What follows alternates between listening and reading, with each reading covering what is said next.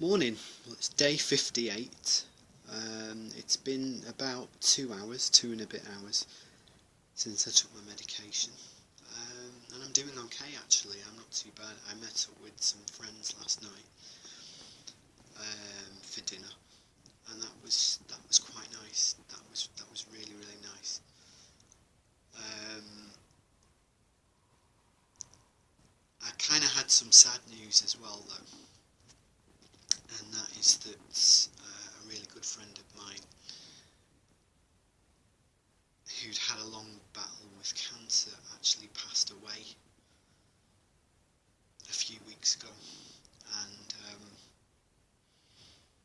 although I'm shocked, and obviously I feel very sad because I couldn't go to his funeral because I only found out last night that he died.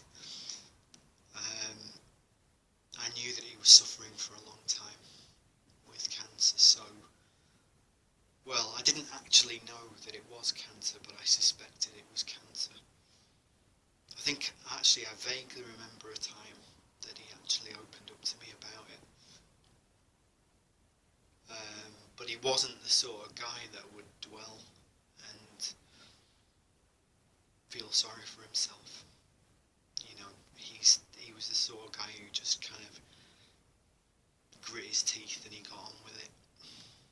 And he was an amazing guy as well. He was just so full of life and always up for a laugh and always made you feel better. And the world's not going to be the same without him. It really isn't. My life's not going to be the same without him. But it is still richer for having had him in it in the first place. And that's what I've got to hold on to, really. So, Brian, this one's for you. So sorry to hear that you've passed. Take it easy. Thanks for the friendship and the humour and the love that you showed me. And if I become, if my life ends and I'm even half the man that you were, I'll be very, very glad indeed. So, I salute you, my man. I really do. It's kind of made me think about my father's struggle with cancer as well. I mean, he doesn't really talk about it, but he's not much older than Brian was. I mean, my dad's 72, and I think Brian might have been 70, 71, something like that. So pretty much the same age really, and he worked right up until the end. He wasn't one of these who, collected his pension and then just kind of didn't do anything. He kept himself active, which was really, really heartening to see. And I'm not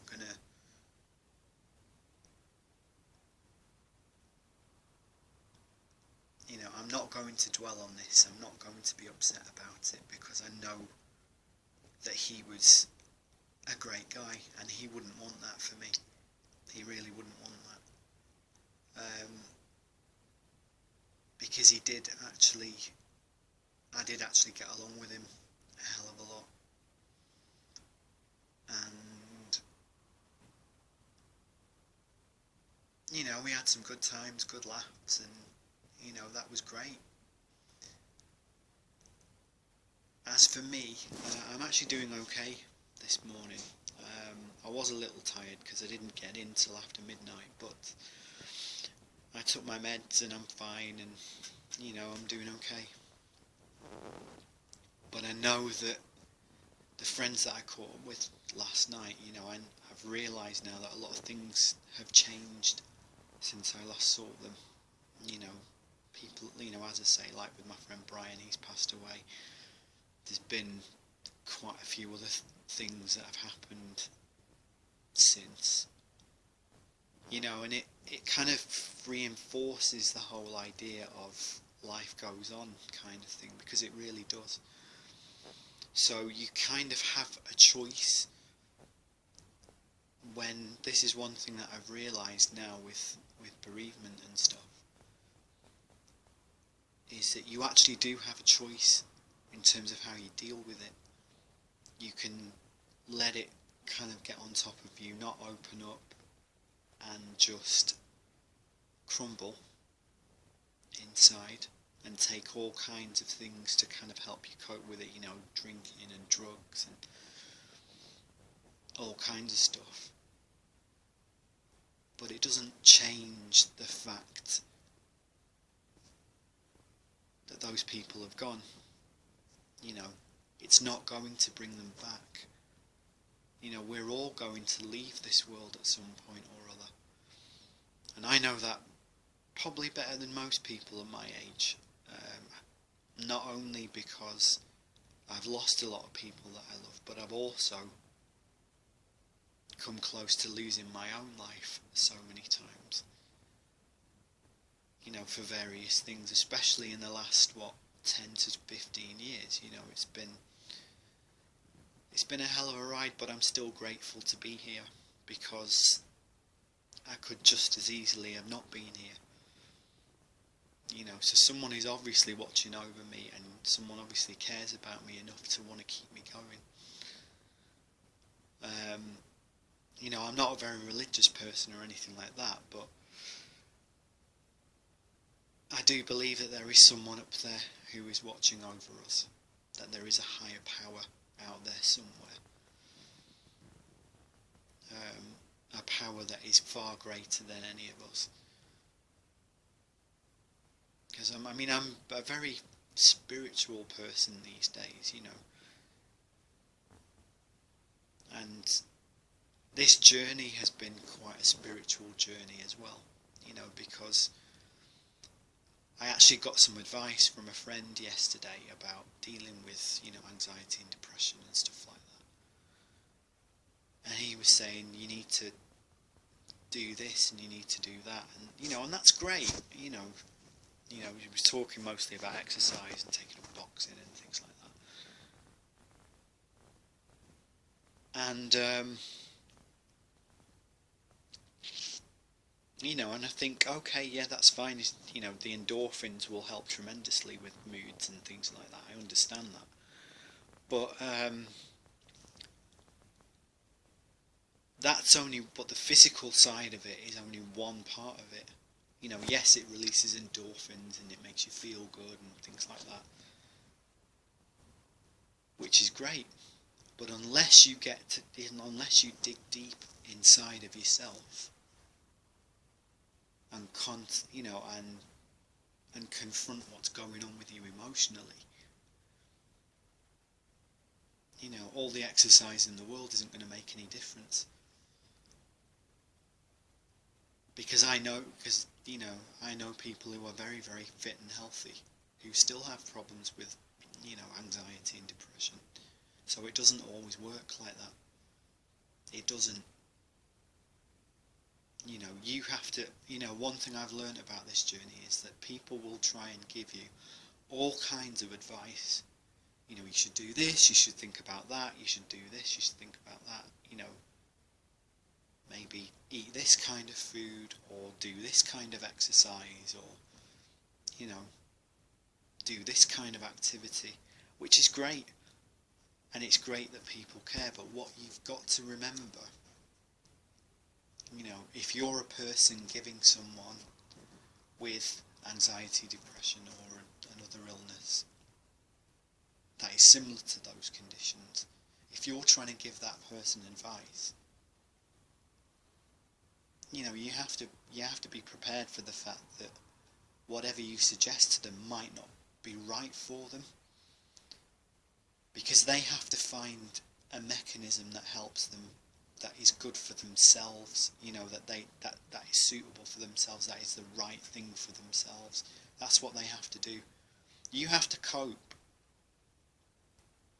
with an illness like this the best way for you, right? It doesn't matter what anybody else says.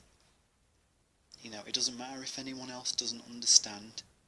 What matters is how you deal with it for yourself. That's the only thing that matters. And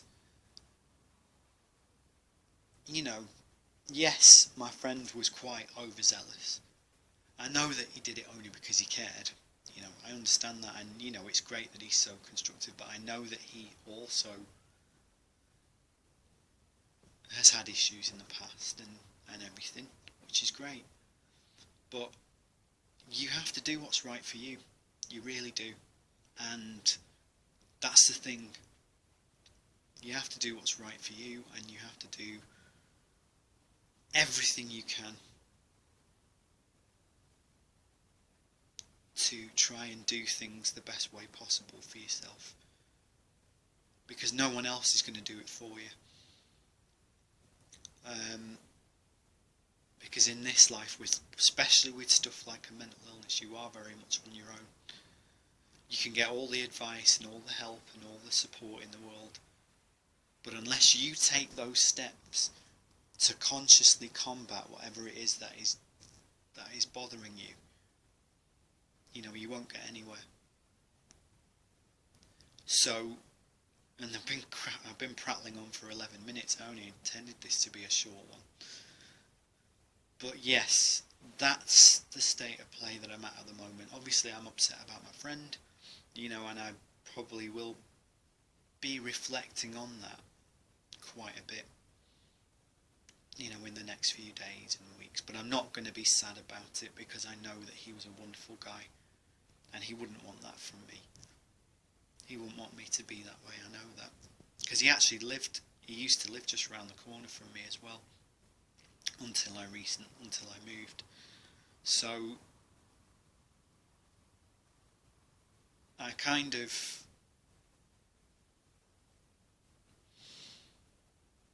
you know, there'll be days when I go past his house and I'll sort of stop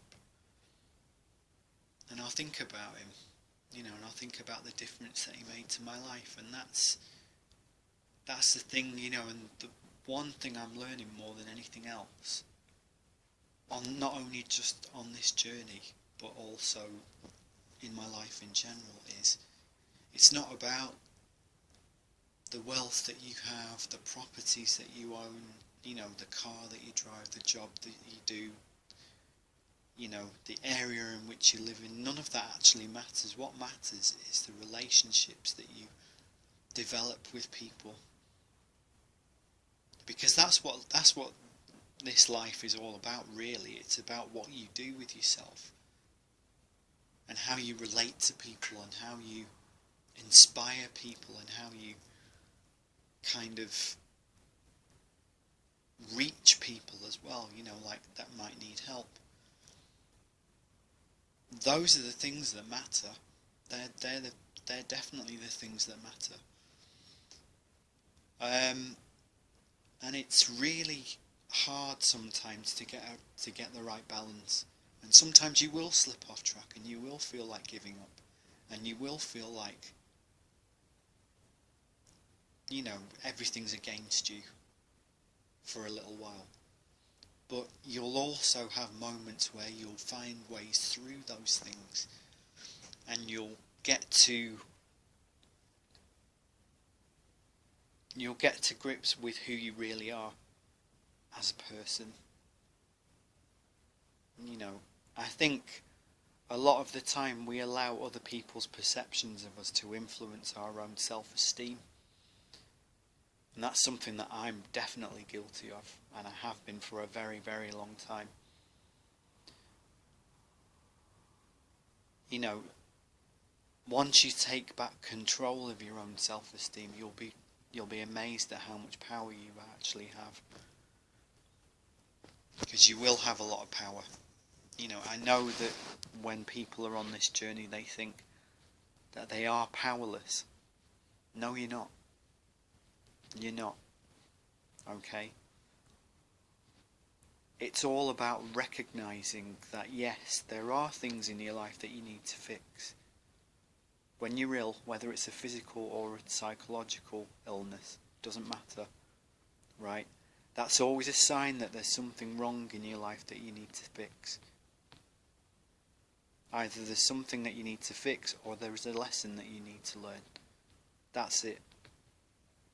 You know, and I think This is actually the longest vlog I've ever done on this whole journey, because it's like 15 minutes now.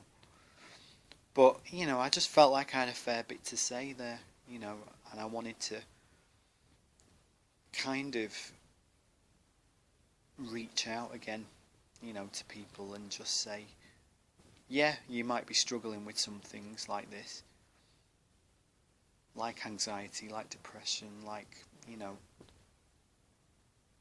borderline personality disorder, whatever it is that you are fighting. You're still here and you're still alive, and that means something. If you are still around, in spite of actually having to battle against these things, that means something. That means that, you know, you obviously see something in yourself that motivates you to keep going. You know,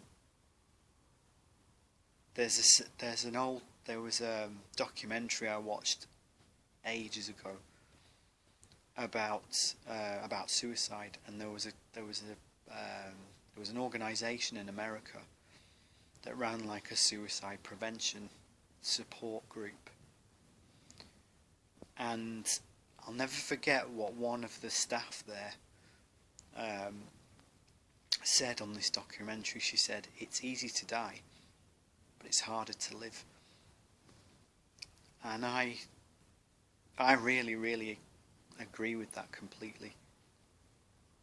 Dying is easy, living is hard. That is very, very true.